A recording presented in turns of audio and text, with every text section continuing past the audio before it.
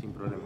Bueno, pues como decía, si traemos los saludos de la Iglesia de Betania, el cariño de los hermanos, y la verdad que, como decía el que presidía, que nos sentimos unidos, estamos en unos kilómetros de distancia, pero nos sentimos apoyados y arropados, y más con estos días que hemos tenido el aniversario, que hemos tenido la visita de muchos hermanos, y eso es lo bueno y es lo importante, que haya fluidez en la comunión de la Iglesia y que todos podamos participar de esa alegría de la salvación.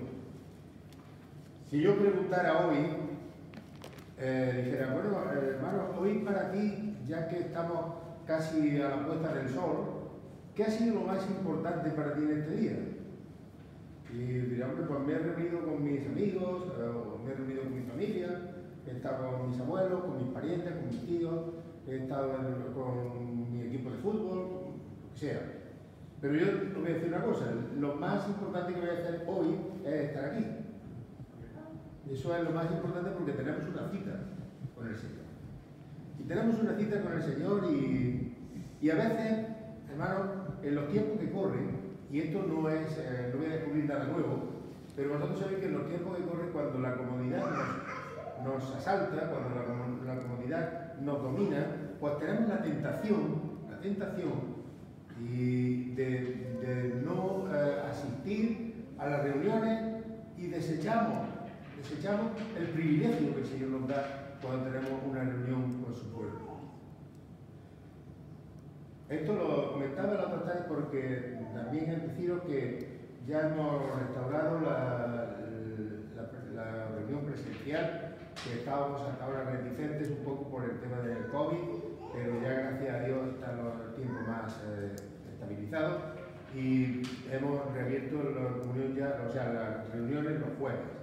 Los jueves nos hemos ya empezado a reunir en lo que va del mes de mayo y parece que los hermanos están respondiendo y necesitamos la oración, pero no solo cada uno en su casa, que es muy bien, que el Señor dice que lo hagamos así, pero también la reunión, la oración en comunidad, cuando todos intercedemos por todos, cuando todos ponemos nuestros problemas delante del Señor y el hermano dice amén, porque nos necesitamos.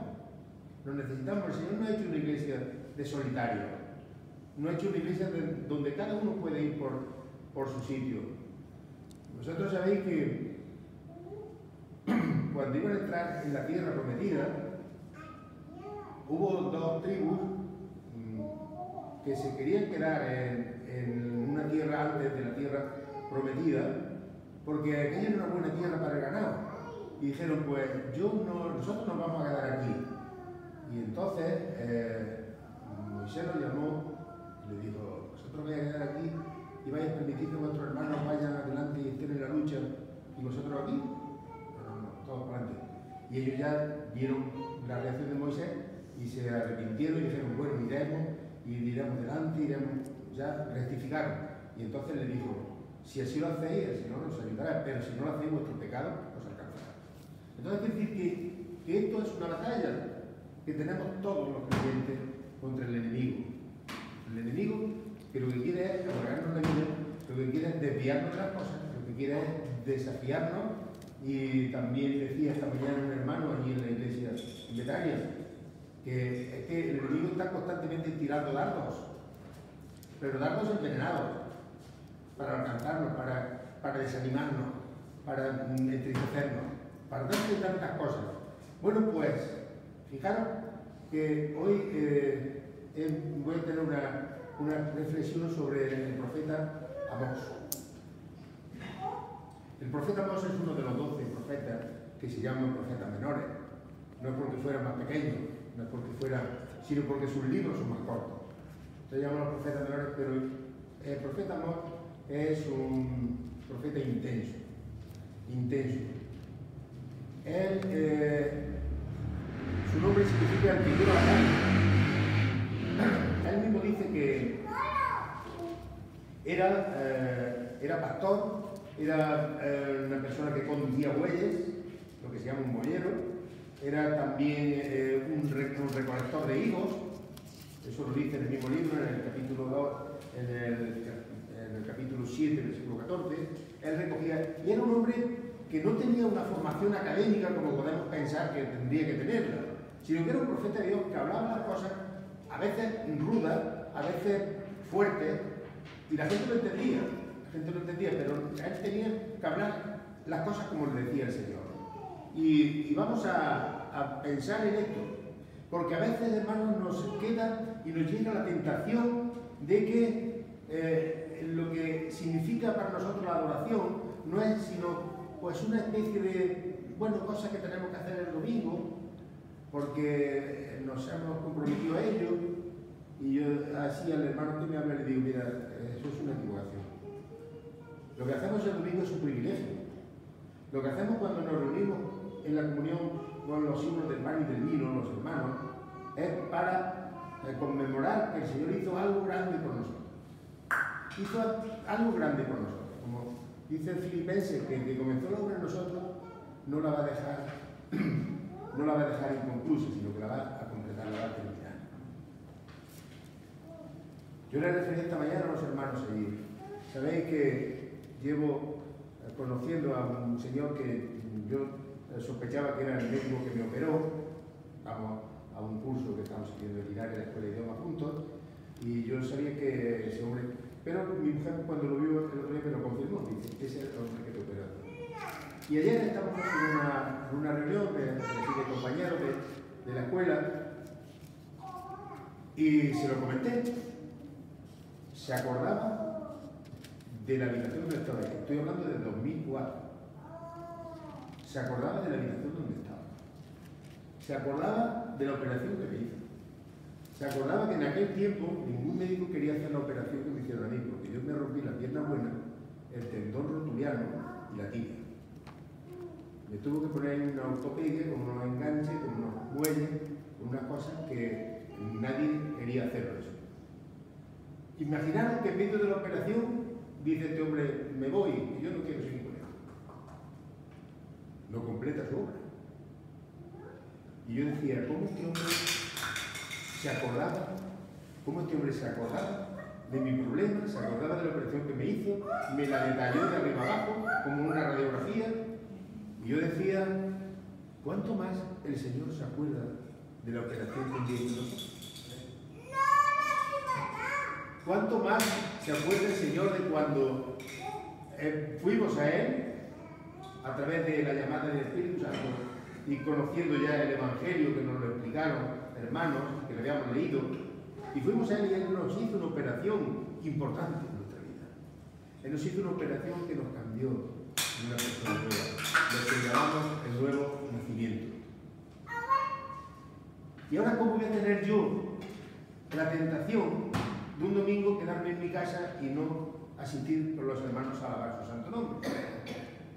¿Cómo voy a tener yo esa tentación? Pues mirad, vamos a irnos al libro de Amós. En el libro de Amós, en el capítulo 8, los versículos 4 y 5. Fijaros qué situación está describiendo aquí. Oíd esto, le está diciendo Amós a los que eran sus oyentes del pueblo de Israel. También predicó en el reino del norte. Oíd esto. Los que explotáis a los menesterosos y arruináis a los pobres de la tierra, diciendo, ¿cuándo pasará el mes? Y venderemos trigo, y la semana abrirán los graneros del pan, y achicaremos la medida, y subiremos el precio, y falsearemos con engaño la balanza, para comprar los pobres por dinero, y los necesitados por un par de zapatos, y venderemos los desechos del trigo. Aquí ya, nada más que leyendo esto, nos da una idea de lo que estaba pasando. Allí había personas que estaban actuando mal, y estaban, cuando dice, ¿cuándo pasará el mes? Se está refiriendo al mes que tenían que celebrar para el Señor de una de las fiestas, que ahora lo veremos después, que el Señor les había ordenado que hicieran. Y ellos decían, ¿cuándo pasará esto? Que podamos seguir con nuestra vida, que podamos seguir explotando, que podamos seguir engañando. ¿Cuándo pasará el mes? Y venderemos el trigo. y la semana, y abriremos los graneros del pan y achicaremos la medida, es decir, engañar a la gente. Achicar la medida y subiremos el precio y falsearemos con engaño la balanza. Haremos un peso falso, un peso engañoso. Y ellos decían, ¿cuándo pasará el mes y la semana? Eran unas fiestas que el Señor la había puesto. Ahora nos vamos a ver. Porque ellos lo que querían que pasara aquello pronto y seguir con su vida. Deseando, en una palabra, que sus obligaciones con el Señor terminaran cuanto antes. Terminaran cuanto antes. ¿Cuándo se acabará el mes y seguiremos con esto? Porque esto ha venido como, implícitamente ellos están diciendo, esto ha venido para interrumpir lo que es la ganancia en nuestra vida. Hermanos, tristemente nos pasa algunas veces eso. Yo me acuerdo que cuando yo era pequeño, un poco más grande que ella, que la niña, y ya tenía uso de razón, iba a los cultos que llevaba y estaba deseando que dijera a un hermano, vamos a hacer una oración. Y yo decía, ya terminamos. ¿Por qué? Porque el interés de uno era irse ya con los chiquillos y jugar por ahí, irte donde fuera. Y esto le pasaba a esto, pero en el sentido ya más serio. En el sentido que estaban terminando, deseando que terminaran los planes del Señor para ir a hacer su vida y hacer realmente lo que queramos hacer. Y ya no se centraban en la adoración al Señor, en lo que el Señor les había mandado que hicieran, porque fijaros que además estaban deseando que terminara aquello. ¿Para qué? ¿Para hacer el bien? No, era para hacer todo lo contrario, para engañar, para falsear las medidas de la compra y venta y todo lo que es hoy en día la sociedad. Es que pasa igual. Bueno, pues nosotros el Señor nos dice que tengamos también en cuenta el día de reposo. Fijaros, y ahora ya me voy a explicar lo que el Señor manda en el libro de los Números. Vamos a leer en el libro de los Números, en el capítulo 28, versículos del 11 al 15. Números 28, del 11 al 15, nos dice así la palabra.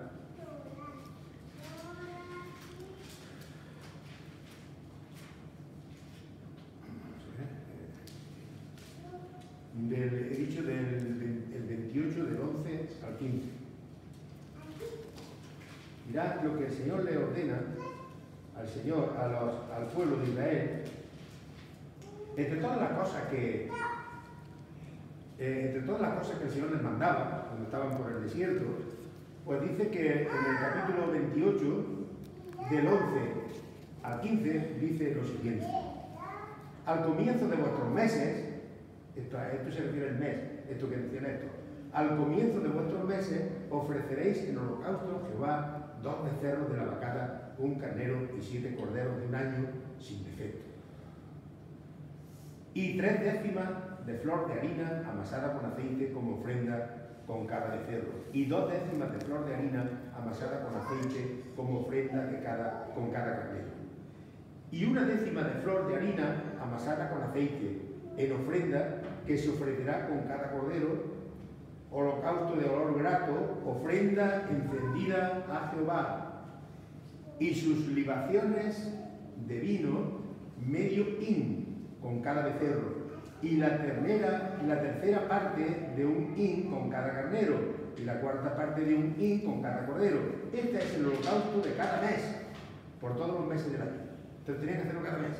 Y ellos lo que no querían que llegara esa fecha porque les interrumpía su trabajo.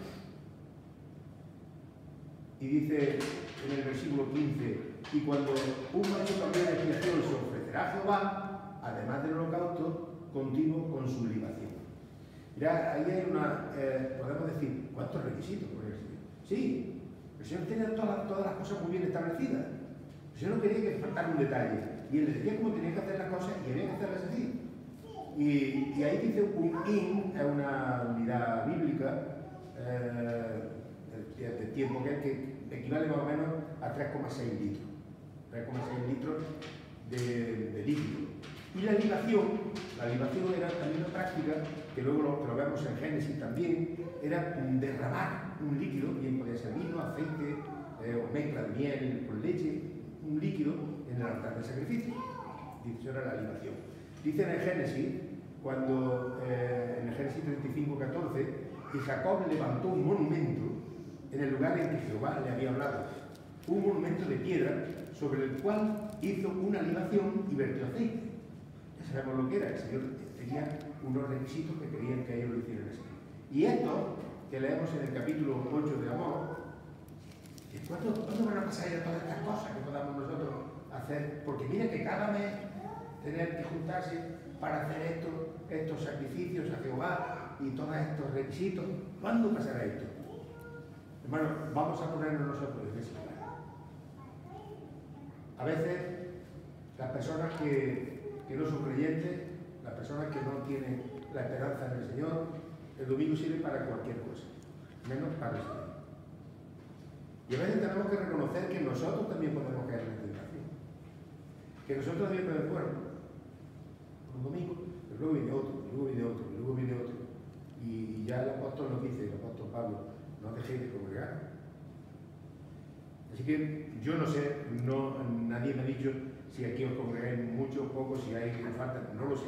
Por eso estoy hablando de corazón y pensando que es útil para todos en esta iglesia y la otra y la otra. Que la fuerza de los creyentes está también en la comunión, en la reunión y en la alabanza, Señor. Y por eso, yo no sé, cada iglesia local tiene sus problemas, tiene sus dificultades, tiene su manera de ser. Pero yo sí digo que el día del Señor, lo más importante que podamos hacer, lo más importante que está en ese día es reunirnos para conmemorar y para reflexionar sobre la muerte y resurrección de nuestro Señor. Esa operación que hizo, que Él se acuerda el día, Él se acuerda en el sitio del hospital espiritual que estábamos, y Él se acuerda de lo que operó en nosotros para cambiarnos, y de las cosas que a lo largo del tiempo ha tenido que ir quitando para nuestra santificación. Y que a lo largo de todo el tiempo Él ha tenido que obrar en nosotros para que cada día seamos más parecidos a nuestro Señor.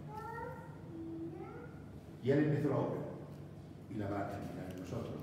Y cuando Él nos llame a su presencia o venga a recoger en su iglesia, esa obra ya habrá terminado y seremos nuevas personas, con nuestra propia personalidad, pero con el cuerpo glorificado. Fijaros que aquí nos hablan de ofrenda. En el capítulo 28, versículo 8, nos hablan de ofrenda olorosa, ofrenda de aroma agradable, encendida. Pues en esta ofrenda era el deleite de las personas que iban haciendo las cosas conforme a la voluntad del Señor. Para los demás era un fastidio. Para los demás era algo que parecía una rutina. Y eso, hermano, también es una cosa para nosotros. Porque para nosotros debe ser un privilegio poder asistir con los hermanos, las hermanas, a la reunión de alabanza del Señor. Y a cualquier reunión donde tengamos la oportunidad, y no es el local el que influye en eso, ya sabemos que no es el local. Podemos reunirnos en la parte de arriba del pueblo o en la montaña de frente. Es donde está la iglesia reunida, donde está el Señor en medio. Israel pagaba por el desierto, como vosotros sabéis. Y en el capítulo 16 de eso, fijaros que incluso antes de que se diera el decálogo, que se dieran los 10 mandamientos, dice, y esto, vamos a leer en el capítulo 16 de Éxodo, en el capítulo 16, del 23 al 29. Y él les dijo esto es lo que ha dicho Jehová. Mañana es el santo día de reposo, el reposo consagrado a Jehová. Lo que habéis de cocer, cocedlo hoy. Lo que habéis de cocinar, cocinadlo. Y todo lo que os sobrare, guardadlo para mañana. Y ellos lo guardaron hasta la mañana, según lo que Moisés había mandado. Y no se agusanó, ni hedió, es decir, no se puso malo. Y no tenía un frigorífico, pero no se puso malo. Y dijo Moisés, comedlo hoy, porque hoy es día de reposo para Jehová. Y no hallaréis en el campo. 6 días lo recogeréis, mas el 7º día es día de reposo. En él no se hallará. Y aconteció que algunos del pueblo salieron en el 7º día a recoger y no hallaron. Y Jehová dijo a Moisés: ¿hasta cuándo no queréis guardar mis mandamientos y mis leyes? Mirad que Jehová os dio el día de reposo, y por eso en el 6º día os da pan para 2 días. Estése pues cada uno en su lugar, y nadie salga de él el 7º día. Así el pueblo le pasó el 7º día. Aquí es claro el Señor, ¿verdad? Aquí es muy claro el Señor. Aquí el Señor nos está dando una opción. Aquí está dando un mandato.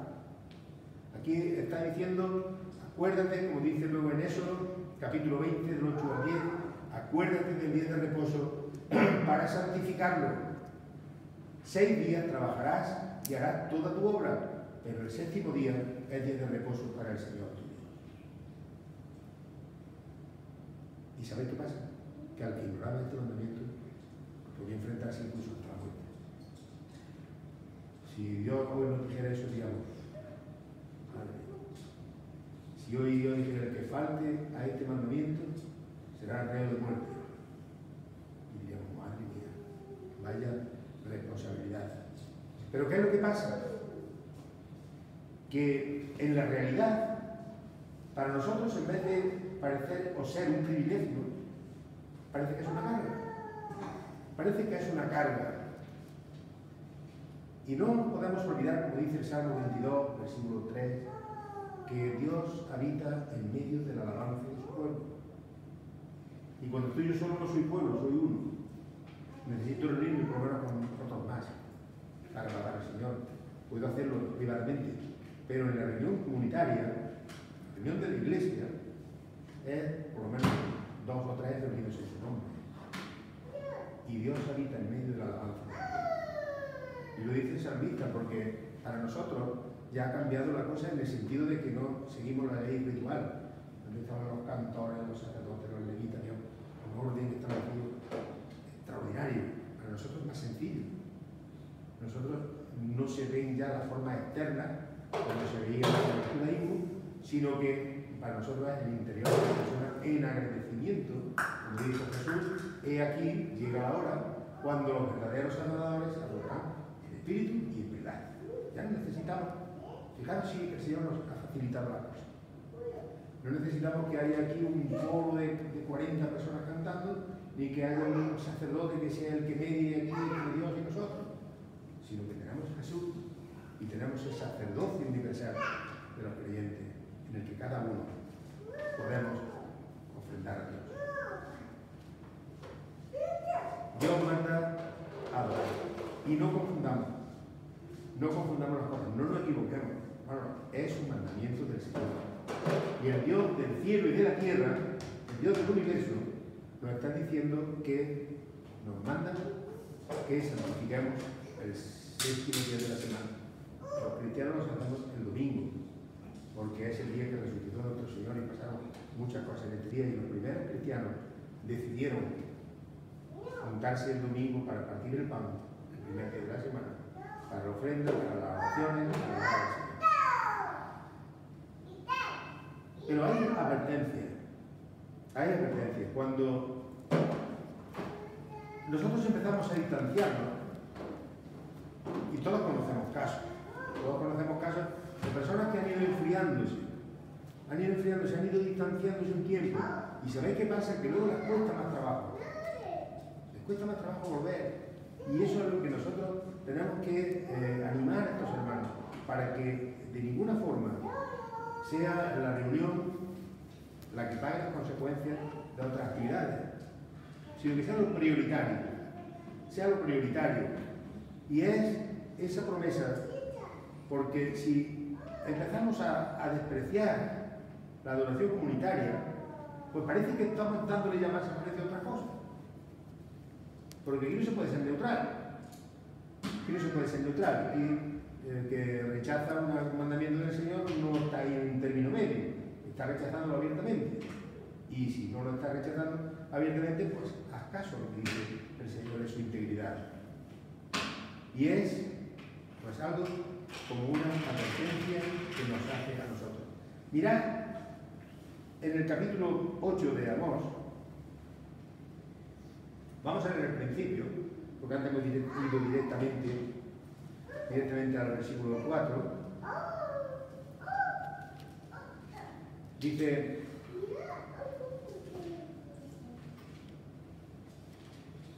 así me ha mostrado Jehová el Señor. He aquí un canastillo de fruta de verano. Y dijo: ¿qué ves, Amós? Y respondí: un canastillo de fruta de verano.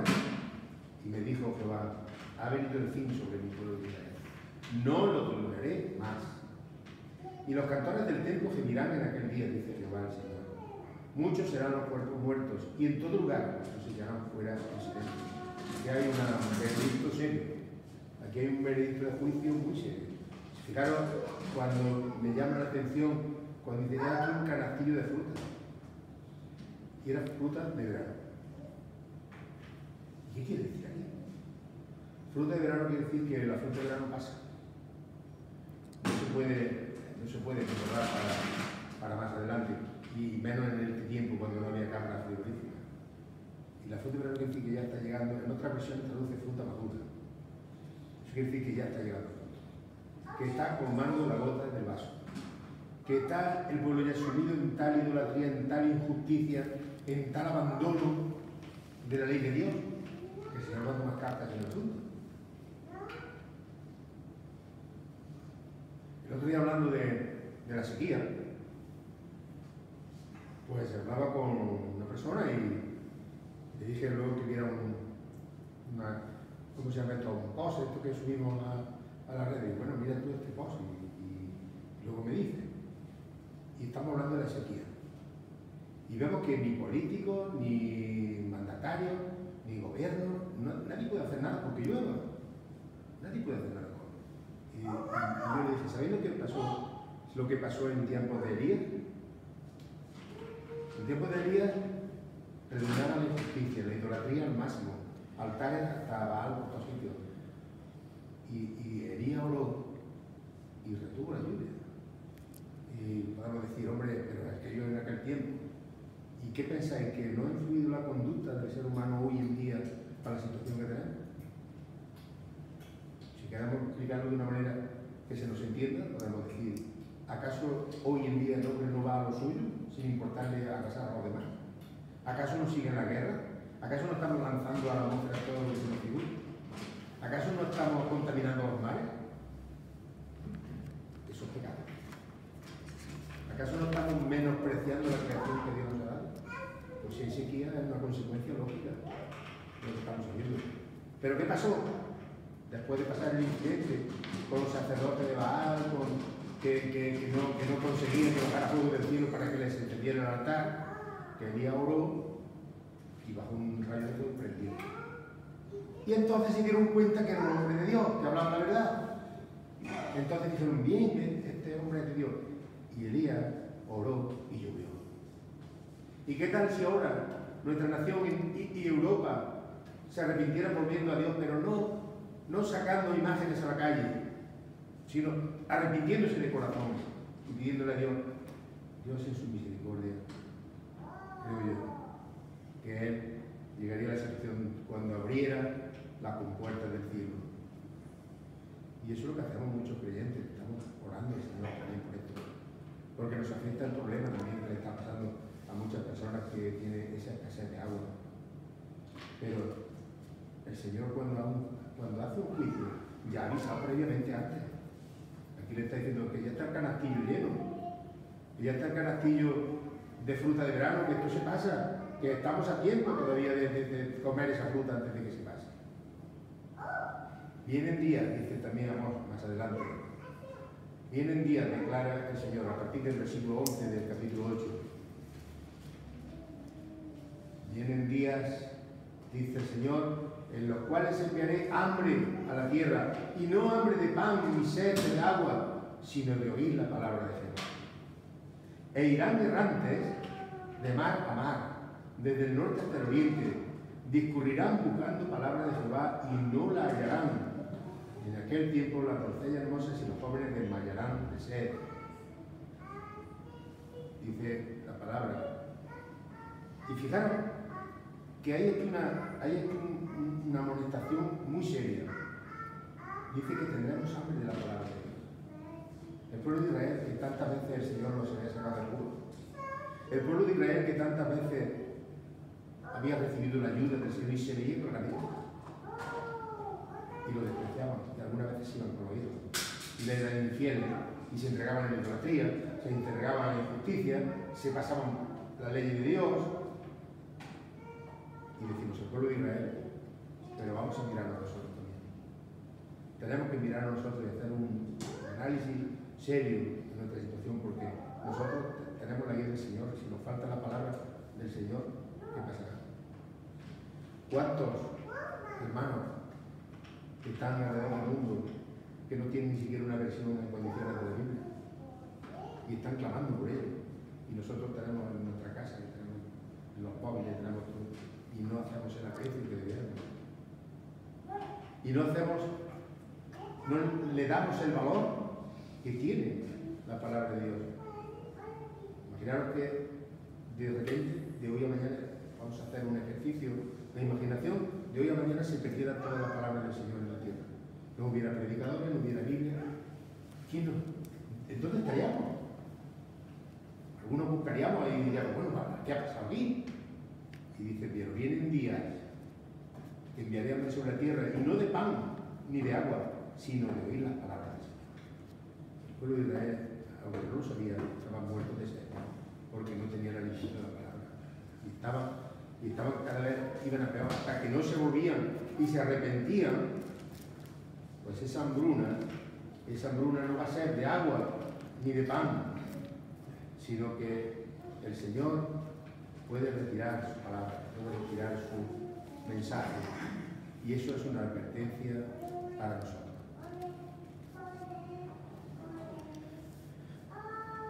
A veces pensamos que, bueno, el mundo no está tan mal. Cuando empezamos a pensar esto, se tiene que hacer una luz, porque si pensamos que la sociedad no está tan mal, si pensamos que el Señor es misericordioso y luego después va a abrir la mano, si empezamos a pensar así, podemos estar ya tratando de dedicarnos por una vuelta muy peligrosa. Y vosotros conocéis también muchas personas, como yo, como cualquier creyente, que han estado en la iglesia, incluso han sido bautizados, y después se han ido apartando. Se han ido apartando. ¿Dónde están? ¿Y qué ha pasado de ellos?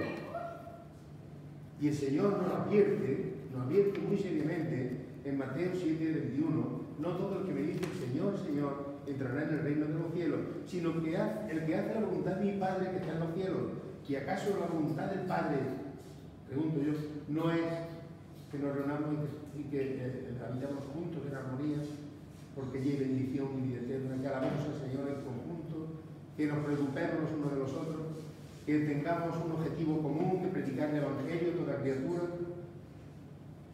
Y muchos dirán, en Mateo 7:22, Señor, ¿no profetizamos en tu nombre? ¿Y en tu nombre echamos fuera demonios? ¿Y en tu nombre hicimos muchos milagros? Y entonces les declararé, nunca conocí, apartad de mí, hacedores de maldad. Ellos presentaban a Dios sus obras. Fíjate lo que hemos hecho. Pero el Señor dice, si no habéis creído genuinamente de corazón y habéis nacido de nuevo, no tenéis vida eterna. Tengo copiado un texto de un hermano que habla de la reunión de la creyentes. Y dice literalmente, no existe reunión como esta, claro, como esta, no existe reunión como esta en el mundo. ¿Por qué? Un pueblo de la propia posesión de Dios. ¿Somos posesión de Dios que nos ha comprado? Sí. Dice, escogido antes de la fundación del mundo, destinado a ser como el Hijo de Dios, comprado con sangre divina, el precio que se ha pagado por nosotros, y aceptado ante la corte del cielo. Una nueva creación aquí en la tierra, los nacidos de nuevo, donde el Creador del universo habita, santificado por el cuerpo de Jesús, llamado a la gloria eterna, heredero del mundo, destinado a gobernar con Cristo y a juzgar ángeles. Nunca ha existido una reunión como esta. Esta reunión es incomparable en toda la tierra. Eso está diciendo cuando nos juntamos los creyentes, cuando nos juntamos los cristianos para alabar a nuestro Señor.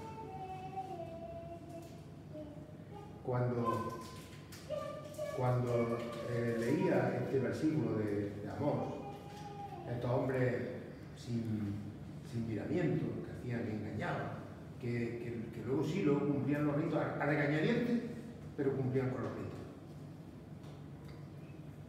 Y dice Pablo en la carta segunda a Timoteo, en la carta segunda a Timoteo, dice Pablo aquí una cosa muy importante. Capítulo 3, versículos del 1 al 5. Segunda Timoteo 3, del 1 al 5. También debes saber esto. Debes saberlo. Nos está diciendo, esto hay que saberlo. Esto no se puede dejar de lado. Que en los postreros días vendrán tiempos peligrosos. ¿Quién lo sabe eso? Sabemos todos, ¿verdad? Vendrán tiempos peligrosos. Porque habrá hombres amadores de sí mismos, avaros. Yo esto lo veo ya en Amós, veo a todo esto.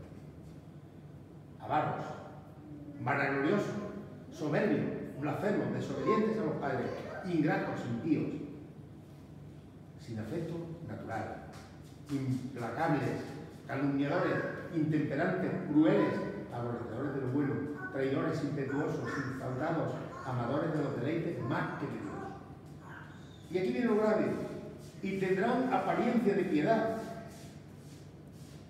pero negarán la eficacia de ellos. A estos evitan. Estos de Amós también iban a celebrarlo, como digo antes, a regañadientes, pero cumplían los ritos. Pero luego con su conducta, con su actitud, negaban lo que practicaban. Y nosotros sabemos que en los últimos tiempos aquí tenemos un catálogo de cosas que serán, de cómo serán, un análisis bastante minucioso de cómo serán los hombres de los postreros días, del ser humano, los postreros días, amadores de sí mismos, avaros.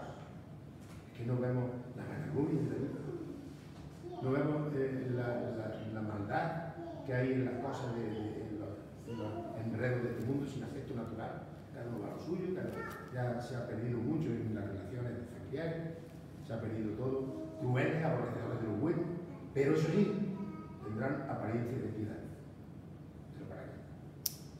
¿Para qué sirve la apariencia de piedad? Si luego con su vida niegan la eficacia de la piedad, niegan ese amor fingido por Dios, que ellos fingen amar a Dios, pero luego. Así que, hermanos, solamente compartir con vosotros y animaros a que a veces estamos pocos, que es verdad, y nos venimos un poquito abajo. Y hay que confesarlo allí. Pasa también en cualquier iglesia, unas veces estamos más altos, otras veces más bajitos, pero nunca debemos de desanimarnos. Nunca debemos de desanimarnos porque aunque estemos pocos, el Señor está con nosotros. Y es la reunión más importante de toda la semana para nosotros. Así que adelante, hermano y hermana de Guarromán, que hacéis mucha falta en este pueblo, lo mismo que cada iglesia de los sitios donde está, hace mucha falta. Porque hay que predicar el evangelio de toda la criatura. Y no podemos pensarnos que estamos en un tiempo muy peligroso. Y usar los medios que podamos usar para la extensión del evangelio. Y el tú a tú con personas y que no nos dé vergüenza. Fijaros, ahora en la campaña electoral salen los políticos y hablan con la gente por la calle y se juntan y van a los mercadillos y todo. Pues es que nosotros tenemos que hacer eso todos los días. Todos los días salir. No para que nos voten a nosotros, no para hacer campaña para nosotros, sino para extender la palabra del Señor. Es lo que diga.